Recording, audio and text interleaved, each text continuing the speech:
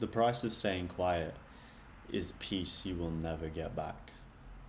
We've all walked away from a conversation or a situation where we wish we said something, and we kick ourselves later, feeling so frustrated about what happened and how you wish you said something, but you just didn't because you would have felt so vulnerable in the moment and weak.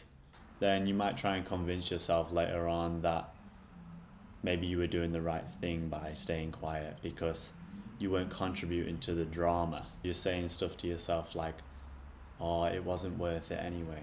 Yeah, but was it worth it?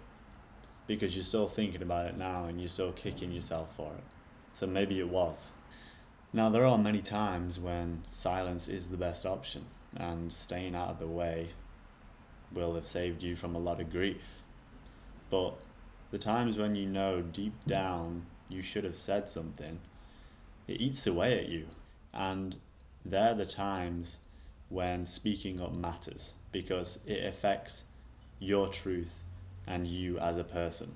And the worst part is that that person or people that affected you may never know how much it really bothered you, and they'll just continue doing what they were doing.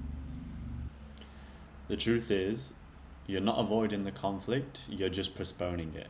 And by postponing it, the longer you leave it, the more fuel is added to that fire.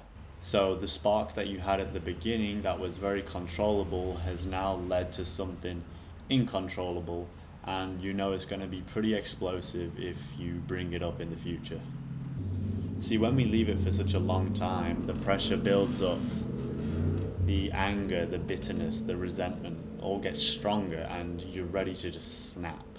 And that leads to negative outcomes such as wishing you never bothered in the first place, not caring about the situation at all anyway because you're just too angry and no one's heard your opinion.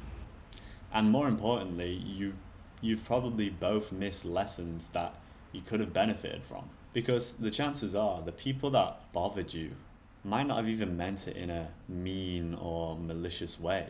So addressing it while it's still quite small and controllable, you can both share your opinions in a healthy way. You can hear their side of the story and they can hear yours, and both perceptions might change for the positive.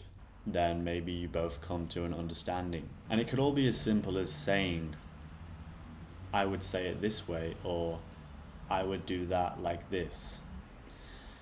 And just remember, just because it bothers you, it doesn't make it about you.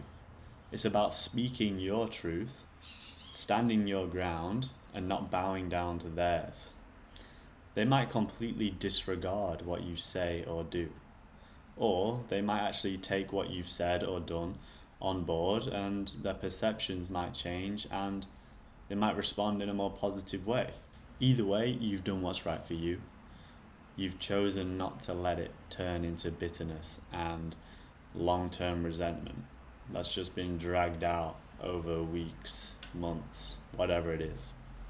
You've addressed it there and then, and you both take it from there. So speak up, because silence never saved anyone.